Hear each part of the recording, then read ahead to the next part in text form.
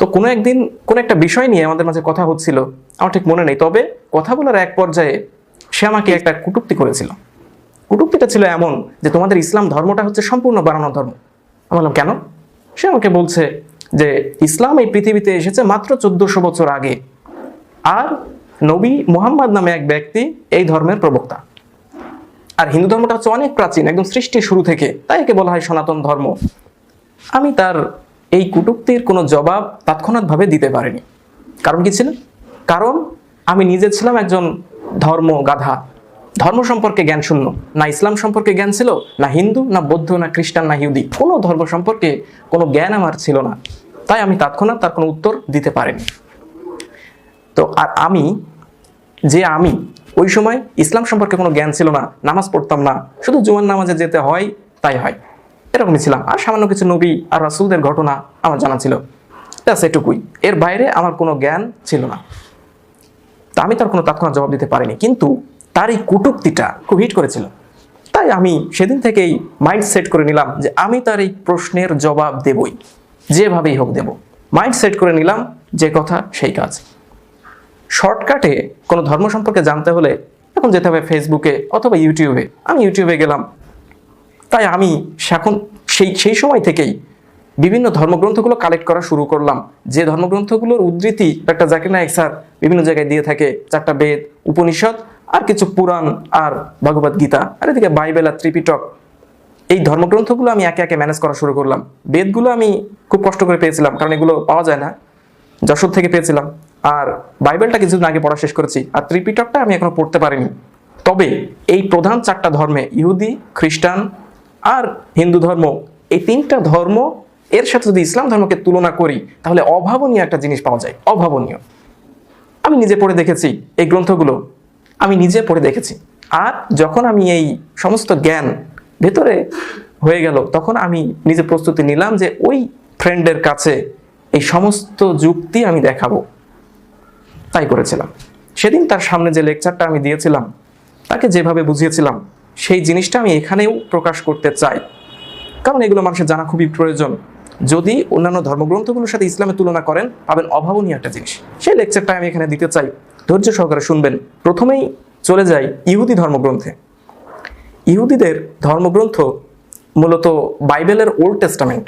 আমরা জানি বাইবেলে মোট 66টা বই আছে, তার মধ্যে ওল্ড টেস্টামেন্টে আছে 39টা বই, আর নিউ টেস্টামেন্টে আছে 27টা বই। এই ওল্ড টেস্টামেন্টের 39টা বই হচ্ছে ইহুদিদের ধর্মগ্রন্থ। তবে প্রধান ধর্মগ্রন্থ যদি বলি, তাহলে দেখবেন যে ওল্ড টেস্টামেন্টের প্রথম 5টা বই, যেগুলো হচ্ছে book of Genesis, book of Exodus, book of Leviticus, book of Numbers আর বুক অফ ডিউটোনমি, এই 5টা বইকে একত্রিত করলে একটা কথায় ডাকা হয়, সেটা হচ্ছে তানাক। ইহুদিরা তাদের ধর্মগ্রন্থ, প্রধান ধর্মগ্রন্থকে বলে তানাক, যেটা আরবিতে করলে হয় তাওরাত। আর তাওরাত হচ্ছে সেই আসমানি কিতাব যেটা নাজিল হয়েছিল মুসা আলাইহিস সালামের উপর। আর ইহুদিরা দাবি করে যে তারা হচ্ছে মুসা আলাইহিস সালামের অনুসারী, আর মুসা আলাইহিস সালাম হচ্ছেন এই পৃথিবীর সর্বশেষ এবং চূড়ান্ত নবী। এবার চলুন এই তানাক থেকে দেখি যে ইহুদি ধর্মে আসলে ঈশ্বর কেমন। যদি ঈশ্বর সম্পর্কে জানতে চান, প্রথমে যেতে হবে বুক অফ ডিউটোনমি। এটা উল্লেখ আছে বুক অফ ডিউটোনমি অধ্যায় 6 অনুচ্ছেদ 4-এ। এখানে বলা হয়েছে, শামাহ ইসরাঈল, শোনো হে ইসরায়েলেরা, আদোনাই ইলাহাইন অদনাইশাদ, আমাদের ঈশ্বর এক ঈশ্বর। ইহুদি ধর্মগ্রন্থ বলছে এক ঈশ্বর। এরপরে যদি আরো দেখেন যে বুক অফ আইজায়া অধ্যায় নাম্বার 12 অনুচ্ছেদ 29-এ বলা হয়েছে, আমি একমাত্র ঈশ্বর, আমি ব্যতীত অন্য কোনো ত্রাণকর্তা নেই। তাহলে ইহুদি ধর্মগ্রন্থ বলছে ঈশ্বর একজন। আমি 3টা বেসিক জিনিস নিয়ে আলোচনা করব। ঈশ্বর একজন, সব ধর্মে ঈশ্বর একজন, সব ধর্মে মূর্তি পূজা নিষিদ্ধ। তাহলে ইসলাম কেন মানতে হবে? এই পৃথিবীতে এখন যেই বসবাস করুক, তাহলে তাকে ইসলাম কেন মানতে হবে, আর নবীজি মুহাম্মদ সাল্লাল্লাহু আলাইহি সাল্লামকে কেন অনুসরণ করতে হবে? এই লেকচারটার টপিক এটাই। তো প্রথমে ইহুদি ধর্মগ্রন্থ থেকে দেখছি যে ঈশ্বর মাত্র একজন। যদি খ্রিস্টান ধর্মে যাই, সেখানেই পাওয়া যাবে ঈশ্বর একজন। বলা হয়েছে যে গসপেল অফ মার্ক অধ্যায় নাম্বার 29 অনুচ্ছেদ 12-তে যে যীশু খ্রিস্টকে একজন জিজ্ঞাসা করলো যে আমাদের শাস্ত্রের মধ্যে সব থেকে জরুরি কথা কোনটা? যীশু খ্রিস্ট অ্যান্সার করলেন একই অ্যান্সার যেটা মুসা আলাইহিস সালাম করেছিলেন, যে শামা ইসরাঈল আদোনাই ইলাহাইন অদনাইশাদ, আমাদের ঈশ্বর এক ঈশ্বর, এটাই সব থেকে বড় কথা। এরপরে যদি হিন্দু ধর্মগ্রন্থগুলো দেখেন, হিন্দু ধর্মগ্রন্থ পড়লে সেখানেও বুঝতে পারবেন যে ঈশ্বর কতজন। হিন্দু ধর্মগ্রন্থ যখন পড়া শুরু করলাম, তখন অনেক বিভ্রান্তিতে পড়তে হয়েছিল, কারণ এখানে এক ঈশ্বর তো ওখানে আর এক ঈশ্বরের উপাসনা করা হচ্ছে, এখানে এক ঈশ্বর তো ওখানে আর এক ঈশ্বর। কিন্তু কোনো ধর্ম সম্পর্কে জানতে হলে দেখতে হবে ধর্মের ধর্মগ্রন্থগুলো। তাই আমি ধর্মগ্রন্থগুলো পড়ে এখন সেই মেয়েটার কাছে বললাম যে তোমাদের হিন্দু ধর্মে আসলে ঈশ্বর কেমন আমাকে বলো। সে বলছে আমাদের ঈশ্বর তো অনেক, প্রায় 33 কোটির মতো, আর যার যা ইচ্ছা সে সেই ঈশ্বরকে উপাসনা করে। কিন্তু আমি তাকে বললাম না, হিন্দু ধর্মগ্রন্থে ঈশ্বর একজন, রেফারেন্স দিলাম যে এটার উল্লেখ আছে। তো প্রথমে ইহুদি ধর্মগ্রন্থ থেকে দেখছি যে ঈশ্বর মাত্র একজন। যদি খ্রিস্টান ধর্মে যাই সেখানেই পাওয়া যাবে ঈশ্বর একজন। বলা হয়েছে যে গসপেল অফ মার্ক অধ্যায় নাম্বার 29 অনুচ্ছেদ 12-তে যে যীশু খ্রিস্টকে একজন জিজ্ঞাসা করলো যে আমাদের শাস্ত্রের মধ্যে সব থেকে জরুরি কথা কোনটা। যীশু খ্রিস্ট অ্যান্সার করলেন একই অ্যান্সার যেটা মুসা আলাইহিস সালাম করেছিলেন, যে শামা ইসরাঈল আদোনাই ইলাহাইন ওয়াহিদ নাইশা, আমাদের ঈশ্বর এক ঈশ্বর, এটাই সব থেকে বড় কথা। এরপরে যদি হিন্দু ধর্মগ্রন্থগুলো দেখেন, হিন্দু ধর্মগ্রন্থ পড়লে সেখানেও বুঝতে পারবেন যে ঈশ্বর কতজন। হিন্দু ধর্মগ্রন্থ যখন পড়া শুরু করলাম তখন অনেক বিভ্রান্তিতে পড়তে হয়েছিল, কারণ এখানে এক ঈশ্বর তো ওখানে আর এক ঈশ্বরের উপাসনা করা হচ্ছে, এখানে এক ঈশ্বর তো ওখানে আর এক ঈশ্বর। কিন্তু কোনো ধর্ম সম্পর্কে জানতে হলে দেখতে হবে ধর্মের ধর্মগ্রন্থগুলো। তাই আমি ধর্মগ্রন্থগুলো পড়ে এখন সেই মেয়েটার কাছে বললাম যে তোমাদের হিন্দু ধর্মে আসলে ঈশ্বর কেমন আমাকে বলো। সে বলছে আমাদের ঈশ্বর তো অনেক, প্রায় 33 কোটির মতো, আর যার যা ইচ্ছা সে সেই ঈশ্বরকে উপাসনা করে। কিন্তু আমি তাকে বললাম না, হিন্দু ধর্মগ্রন্থে ঈশ্বর একজন, রেফারেন্স দিলাম যে এটার উল্লেখ আছে ছান্দোক্য উপনিষদ, প্রথমে বললাম শ্বেতাসাত্তার উপনিষদ অধ্যায় 6 অনুচ্ছেদ 9, যে নাচাস্য কজিস জানিত না কাদিপা, ঈশ্বরের কোনো পিতা নেই, কোনো মাতা নেই। এখন তুমি যে ঈশ্বরের উপাসনা করছো তার কি পিতামাতা আছে? যদি পিতামাতা থেকে থাকে তাহলে সে ঈশ্বর না অন্য কিছু, তাহলে তুমি ভয় ঈশ্বরকে উপাসনা করছো। এরপরে রেফারেন্স দিলাম ভগবদ গীতা অধ্যায় নাম্বার 10 শ্লোক নাম্বার 3-এ বলা হয়েছে যে তিনি কখনো জন্মাননি, কখনো উদ্ভূত হননি, কোনো শুরু নেই।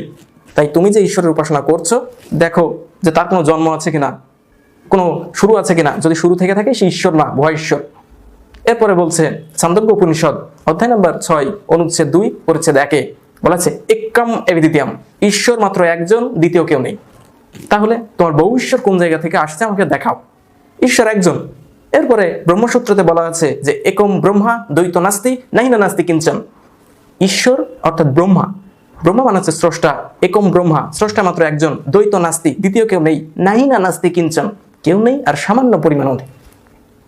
তাহলে তোমাদের ঈশ্বর বহু ঈশ্বর কোথা থেকে হচ্ছে আমাকে দেখাও, ঈশ্বর মাত্র একজন।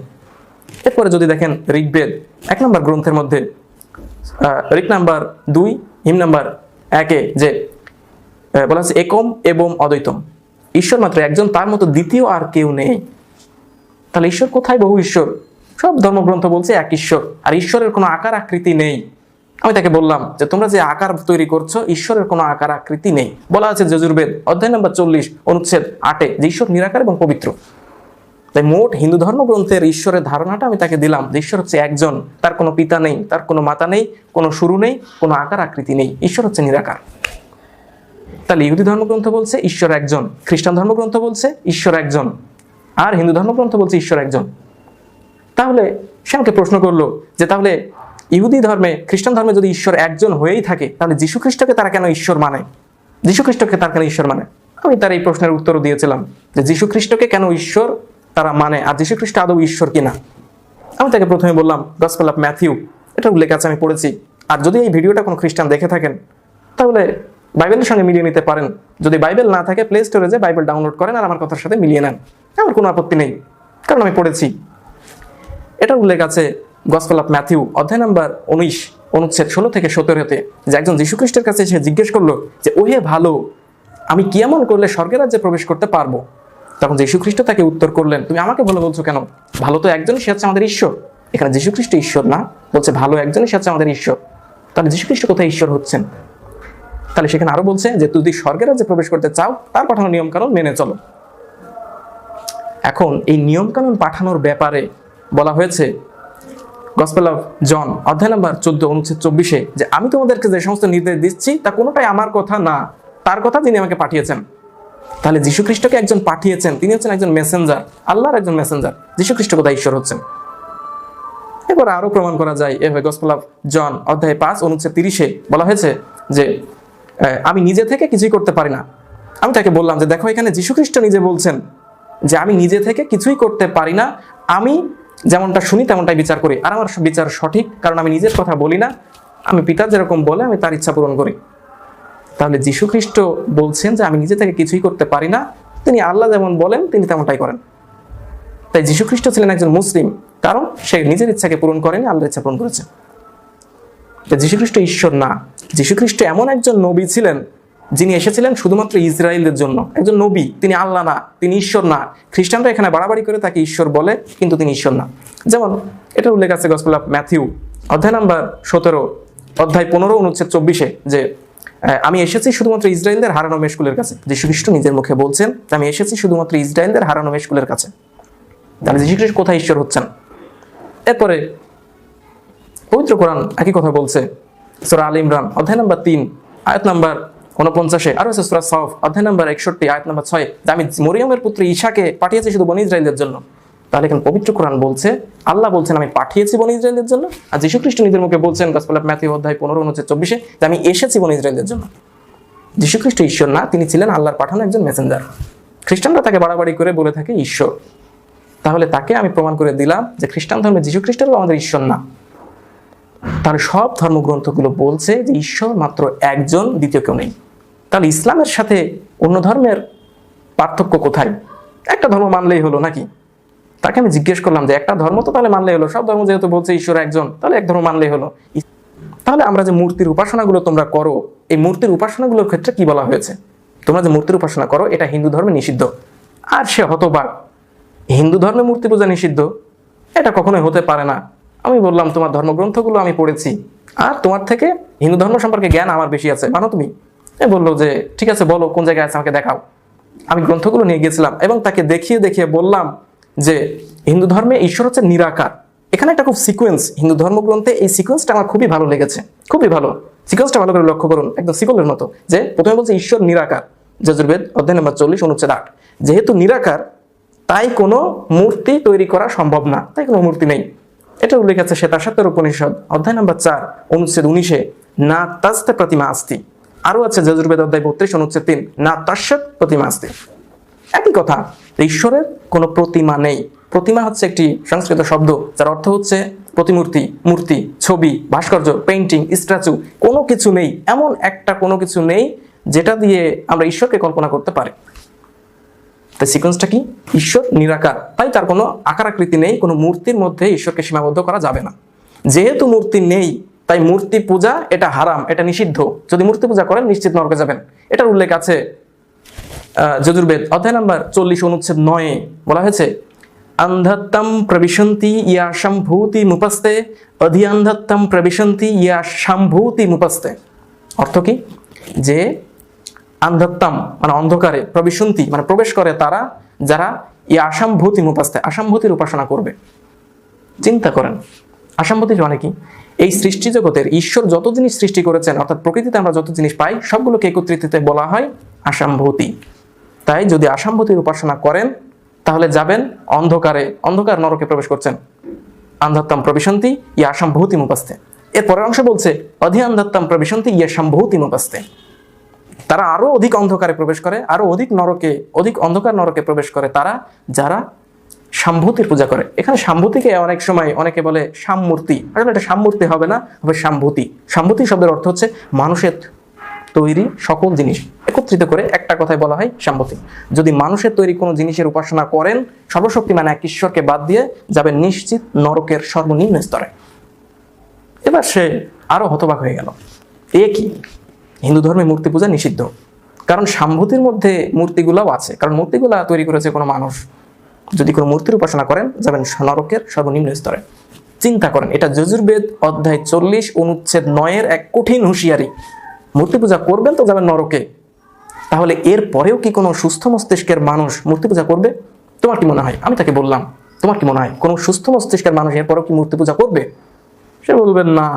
ঠিক একই কথা বলছে ভগবদ গীতা অধ্যায় নাম্বার 7 অনুচ্ছেদ 20 যে যাদের মন কামনা বাসনা দ্বারা বিকৃত তারাই বিভিন্ন মূর্তির শরণাগত হয় এবং নিজস্ব নিয়ম অনুযায়ী, কথাটার উল্লেখ আছে যে নিজস্ব নিয়ম অনুযায়ী, যে নিয়মটা ঈশ্বর দেয়নি, নিজস্ব নিয়ম অনুযায়ী এই মূর্তিগুলার উপাসনা করে থাকে। এই কথাই বলা আছে যাদের মন কামনা বাসনা দ্বারা বিকৃত। তাই সিকোয়েন্সটা দেখেন হিন্দু ধর্মে, যে ঈশ্বর নিরাকার তাই তার কোনো প্রতিমূর্তি নেই। যেহেতু প্রতিমূর্তি নেই তাই প্রতিমা পূজা করা এটা নিষিদ্ধ, এটা হারাম। যদি করেন নিশ্চিত নরকে। তাই নরকে কে যেতে চাইবে? কোনো সুস্থ মস্তিষ্কের মানুষ চাইবে না। তাই বলা হয়েছে শুধুমাত্র যাদের মন বিকৃত হয়ে গেছে তারাই বিভিন্ন মূর্তির শরণাগত হয় এবং নিজস্ব নিয়ম অনুযায়ী পূজা করে থাকে। আমি তাকে বললাম, সে এবার পুরো নিস্তব্ধ। কি হিন্দু ধর্মে এমন বলা হয়েছে মূর্তি পূজা নিষিদ্ধ, আর বলা হয়েছে শুধুমাত্র এক ঈশ্বরকে উপাসনা করতে, শুধুমাত্র এক ঈশ্বর। এটার উল্লেখ আছে ঋগ্বেদের 8 নম্বর গ্রন্থে হিম নাম্বার 1 শ্লোক নাম্বার 1-এ, যে শুধুমাত্র এক ঈশ্বরকে উপাসনা করতে হবে এবং তারই বন্দনা করতে হবে। ব্যাস, এক ঈশ্বরকে উপাসনা করতে হবে, আর মূর্তি পূজা করা যাবে না। আর যদি দেখেন ইহুদি এবং খ্রিস্টান ধর্মগ্রন্থে, সেখানেও কিন্তু মূর্তিকে পূজা করা নিষিদ্ধ। উল্লেখ আছে বুক অফ এক্সোডাসে অধ্যায় নাম্বার 20 শ্লোক নাম্বার 7-9। এরপরে যদি দেখেন আরো আছে বুক অফ ডিউটেরোনমি, একই কথার পুনরাবৃত্তি হয়েছে বুক অফ ডিউটেরোনমিতে অধ্যায় নাম্বার 5 শ্লোক নাম্বার 3-5, যে তোমরা আমার সাথে অন্য কোনো দেবতাকে গ্রহণ করবে না, অর্থাৎ এক ঈশ্বরকে বাদ দিয়ে অন্য ঈশ্বরকে গ্রহণ করবে না। এটা হচ্ছে শিরক। আসল ঈশ্বরকে বাদ দিয়ে নকল ঈশ্বরকে গ্রহণ করছেন, এটা হচ্ছে শিরক। এটা করা যাবে না। পরে অনুচ্ছেদ বলছে তোমরা আমার কোনো মূর্তি তৈরি করবে না, কোনো মূর্তি তৈরি করবে না যার সাথে মিল আছে এই পৃথিবীর কোনো কিছুর সাথে, পৃথিবীর ওপরের কোনো কিছুর সাথে, বা পৃথিবীর নিচের কোনো কিছুর সাথে। তার মানে ঈশ্বর এই কোনো কিছুর মতোই না, তিনি হচ্ছেন নিরাকার এবং অত্যন্ত পবিত্র। আর তারপরে অনুচ্ছেদ বলছে তোমরা কোনো মূর্তির উপাসনা করবে না, যারা মূর্তির উপাসনা করবে আমি তাদেরকে ঘৃণা করি, আমি তাদেরকে শাস্তি দেব। তাই ইহুদি ধর্মগ্রন্থ এবং খ্রিস্টান ধর্মগ্রন্থ, দুই ধর্মগ্রন্থই বলছে মূর্তি পূজা নিষিদ্ধ, ঈশ্বর মাত্র একজন। আর যিশু বা ঈসা আলাইহিস সালাম কখনো নিজের মুখে বলেননি, ঈশ্বর দাবি করেনি যে আমি ঈশ্বর। এই সব ধর্মগ্রন্থ বলছে ঈশ্বর একজন। হিন্দু, ইহুদি, খ্রিস্টান, ইসলাম, সব ধর্মে ঈশ্বর একজন, সব ধর্মে মূর্তি পূজা নিষিদ্ধ। তাহলে পার্থক্যটা কোথায়? পার্থক্য কোথায়? এই জায়গায় হচ্ছে মেইন পার্থক্য। নবী মুহাম্মদ সাল্লাল্লাহু আলাইহি সাল্লাম সব ধর্মগ্রন্থে রয়েছে। আমি সেই কুটুক্তির কথা মনে পড়ে, যে আমাকে বলেছিল নবী মুহাম্মদ নামে এক ব্যক্তি ইসলাম ধর্মের প্রতিষ্ঠাতা, এটা হচ্ছে বানানো ধর্ম। আমি যখন তাকে বললাম যে হিন্দু ধর্মগ্রন্থগুলো বলছে যে নবী মুহাম্মদ সাল্লাল্লাহু আলাইহি সাল্লামকে মানতে হবে, তিনি যখন আসবেন এই পৃথিবীতে তাকে মানতে হবে, হিন্দু ধর্মগ্রন্থগুলো বলছে, সে তো বিস্ময় হতবাক। হিন্দু ধর্মগ্রন্থে নবী মুহাম্মদ সাল্লাল্লাহু আলাইহি সাল্লাম কিভাবে থাকতে পারে? শুধু হিন্দু না, ইহুদি এবং খ্রিস্টান ধর্মেও রয়েছে। আমি তাকে বললাম যে তোমাদের হিন্দু ধর্মগ্রন্থ বলছে কল্কি পুরাণ, পুরাণটা ম্যানেজ করেছিলাম খুব কষ্টে। কল্কি পুরাণ এর 2 অধ্যায়ের 15 নম্বর অনুচ্ছেদে বলা হয়েছে যে নবী মুহাম্মদ সাল্লাল্লাহু আলাইহি সাল্লামের জন্ম তারিখ কত হবে, তিনি কত তারিখে জন্মাবেন। বলা হয়েছে যে দ্বাদশাং শুক্ল পক্ষস্য মাধবে বাসী মাধব যত দাদৃশ্য তু পুত্রং পিতরৌ হৃষ্ট মানসৌ। এই শ্লোকটা এখানে বলা হয়েছে কল্কি পুরাণ অধ্যায় 2 শ্লোক নাম্বার 15-তে, যে দ্বাদশাং মানে হচ্ছে 12 তারিখ, দ্বাদশ তারিখ। দ্বাদশাং শুক্লপক্ষস্য, শুক্লপক্ষের শব্দের অর্থ হচ্ছে প্রথম অংশ, আরবিতে করলে পাবেন আওয়াল। এরপরে মাধবে মাসি, মাধব মাসের বাংলা অর্থ হচ্ছে বৈশাখ মাস, যদি আরবিতে কনভার্ট করেন পাবেন রবিউ। তাহলে যদি পুরো মিলিয়ে দেখেন দ্বাদশাং শুক্লপক্ষস্য মাধবে মাসি, পাবেন 12ই রবিউল আওয়াল। ডেটটা মনে পড়ে? এই 12ই রবিউল আওয়াল তারিখে নবী মুহাম্মদ সাল্লাল্লাহু আলাইহি ওয়াসাল্লাম জন্মগ্রহণ করেছিলেন, যেটা ভবিষ্যৎবাণী করা হয়েছে হিন্দু ধর্মগ্রন্থে। এরপরে পরের অংশ বলছে যত দদৃশ্য তু পুত্রং পিতরৌ হৃষ্ট মানসৌ, তার জন্মের সময় তার মাতা এবং তার দাদা অত্যন্ত আনন্দিত হইবেন, হৃষ্ট হইবেন। এখানে পিতার কথা উল্লেখ নেই, তার মানে তিনি যখন জন্মাবেন তার পিতা এই পৃথিবীতে থাকবেন না। আর আমরা জানি নবী মুহাম্মদ সাল্লাল্লাহু আলাইহি ওয়াসাল্লাম যখন জন্মগ্রহণ করেছিলেন তখন তার পিতা আব্দুল্লাহ মারা গিয়েছিলেন, পৃথিবীতে ছিলেন না। আর তিনি যখন জন্মেছিলেন তার মাতা আমিনা এবং তার দাদা আব্দুল মুতাল্লিব খুবই আনন্দিত হয়েছিলেন। এই ভবিষ্যৎবাণীটা করা হয়েছে কল্কি পুরাণ অধ্যায় 2 শ্লোক নাম্বার 15-তে। এরপরে বলা হয়েছে তার জন্মস্থান কোথায় হবে, তার বাবার নাম কি হবে, তার মাতার নাম কি হবে। বলা হয়েছে কল্কি পুরাণ অধ্যায় 2 শ্লোক নাম্বার 11-তে, যে সম্ভলে বিষ্ণু ব্যাস গৃহে প্রাদুর্ভাম্য হংসু মামতাং সুমতাং মাতৃবিভ। এটাই বলা আছে, সম্ভলে বিষ্ণু ব্যাস গৃহে প্রাদুর্ভাম্য হংসু মামতাং সুমতাং মাতৃবিভ। সম্ভল এটা মানে কি? সম্ভব শব্দের অর্থ হচ্ছে শান্তির স্থান। আর এই শান্তির স্থানকে যদি আরবিতে কনভার্ট করেন পাবেন বালাদুল আমিন। এই বালাদুল আমিন আছে মক্কা শহরের আর একটা নাম, অর্থাৎ সম্ভল মানে হচ্ছে মক্কা শহরে। এরপরে বলা হচ্ছে বিষ্ণু ইয়াস গৃহে,